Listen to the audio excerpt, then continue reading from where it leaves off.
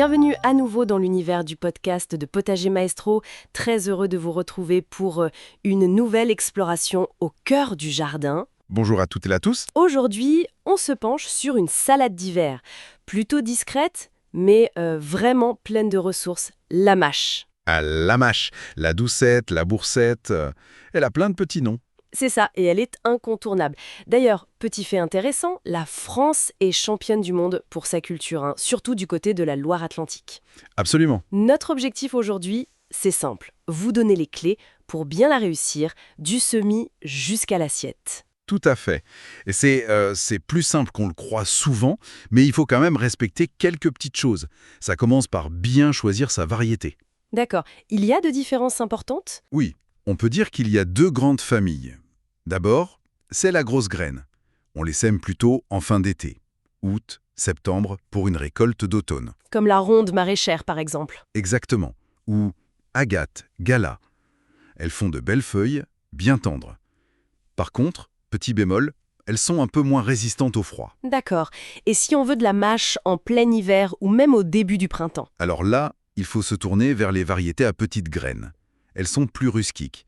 On les sème un peu plus tard, septembre, octobre. La fameuse verte de Cambrai, C'est la plus connue, oui. Mais il y a aussi la coquille de louvier, ou vite. Leurs feuilles sont peut-être un peu plus petites, mais elles tiennent bien le froid. Et puis, il existe aussi des variétés plus modernes, comme Favor ou Pallas, qui permettent d'étaler les semis sur une plus longue période, presque toute l'année pour certaines conditions. Bon, une fois qu'on a choisi sa variété, passons au semis. J'ai cru comprendre qu'elle avait ses petites exigences, la mâche. C'est un peu vrai. La période idéale, ça va de fin juillet jusqu'à octobre. Une bonne astuce, c'est d'échelonner les semis, toutes les 3 semaines environ. Comme ça, on étale les récoltes. Logique. Et pour le sol ? Alors, elle aime bien un sol plutôt ferme. Pas besoin de bêcher en profondeur, hein. Un petit coup de griffe en surface, sur 1 ou 2 cm, ça suffit pour enlever les herbes et affiner un peu. D'accord. Pas besoin d'engrais spécifiques ? Non, en général, elle se contente de ce qui reste de la culture précédente. Elle n'est pas très gourmande. Et l'exposition ? Plutôt soleil, plutôt ombre ? Idéalement, mi-ombre. Elle n'aime pas trop les grosses chaleurs et le sol sec, surtout pour la levée. Donc si on sème en fin d'été et qu'il fait encore chaud et sec, un petit coin un peu ombragé, c'est mieux. Ou alors prévoir un petit ombrage temporaire. D'accord. Et niveau température ? Elle est bien entre 12 et 15 degrés Celsius. C'est son optimum. Pour le semis lui-même, le plus simple, c'est en ligne. On fait des petits sillons, vraiment pas profonds, 1 cm à peine, espacés de 20-25 cm. Et on sème dru ou clair ? Plutôt clair, une graine tous les 2 ou 3 cm. Ensuite, on recouvre à peine. Vraiment 1 mm de terreau ou de terre fine, pas plus. Et on tasse légèrement. Et pour que ça lève bien ? Ça prend 10-15 jours, c'est ça ? Une astuce ? Oui, le secret, c'est de garder le sol bien humide, mais sans le noyer. Une bonne technique, c'est de poser une toile de jute humide ou même du papier journal humide sur le semis pendant la première semaine. Ça aide beaucoup. Ah, pas bête, hein. Une fois que ça a levé, l'entretien, c'est quoi le principal ? Le plus important, c'est le désherbage. La mâche pousse lentement au début et les mauvaises herbes peuvent vite prendre le dessus.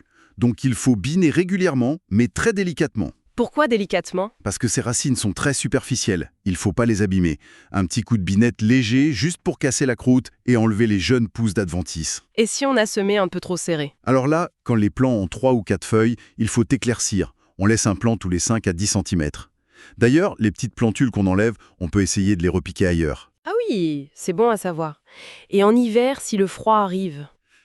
Si on veut continuer à récolter ou accélérer un peu la croissance quand il fait froid, un voile d'hivernage ou un petit tunnel, c'est parfait. Faut savoir que sous 5 degrés Celsius, sa croissance ralentit beaucoup, voire stop. D'accord. Et le moment tant attendu, la récolte. Quand et comment on fait ? On commence à récolter environ 2 à 4 mois après le semis, donc ça nous mène de septembre jusqu'à mars, en fonction des dates de semis. On récolte au besoin. Comment on coupe ?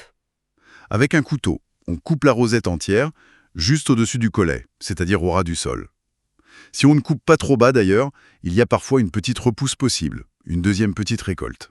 Ah, intéressant. Mais le point crucial, c'est de récolter avant qu'elle ne commence à monter en fleurs. Sinon, elle devient amère. D'accord, très important ça. Et une fois cueillie, elle n'est pas très costaude, j'imagine ? Non, elle est assez fragile.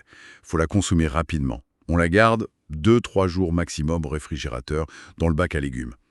Le mieux, c'est dans un torchon un peu humide ou un sac plastique entrouvert. Et pour la laver? Tout en douceur, un rinçage rapide à l'eau froide. Surtout pas de trempage prolongé. Et on essore très délicatement. Bon, on sait la cultiver, la récolter, la conserver, mais pourquoi on l'aime tant cette mâche, à part son bon goût? Ah, mais nutritionnellement, c'est une petite merveille. Très peu de calories, mais alors, elle est bourrée de bonnes choses. Comme quoi, par exemple? Beaucoup de bêta-carotène qui se transforme en vitamine A, de la vitamine K1, de la vitamine B9, l'acide folique.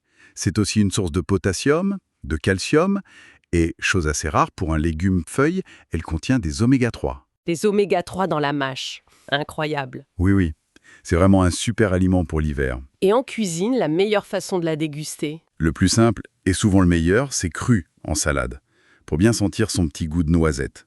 Elle se marie très bien avec des noix, justement, ou des noisettes, de la betterave cuite, des dés de fromage comme le comté ou le bleu, des fruits comme la pomme ou la poire. Et pour la vinaigrette? Il faut qu'elle soit douce pour ne pas écraser le goût délicat de la mâche. Une bonne huile, type noix, colza ou pépins de raisin, pas trop de vinaigre. Et on l'ajoute vraiment au dernier moment, juste avant de servir. Mais on peut aussi la cuire. Oui, on peut. Une cuisson très rapide, juste tomber à la poêle comme des épinards, c'est délicieux.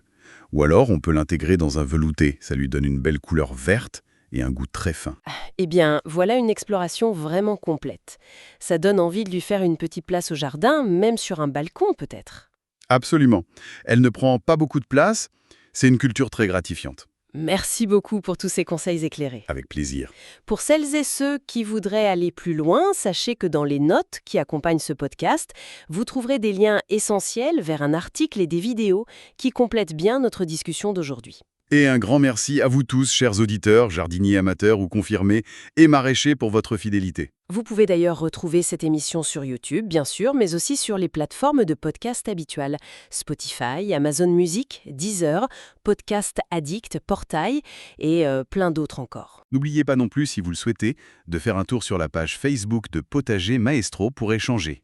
Et bien entendu, pour une multitude d'informations et de fiches de culture, rendez-vous sur notre site potagermaestro.fr.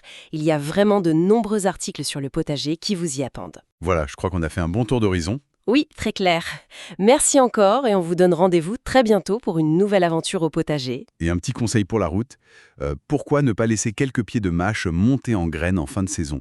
Elle adore se ressemer toute seule et ça peut donner de belles surprises l'année suivante, des plants parfaitement adaptés à votre jardin. À bientôt. À bientôt.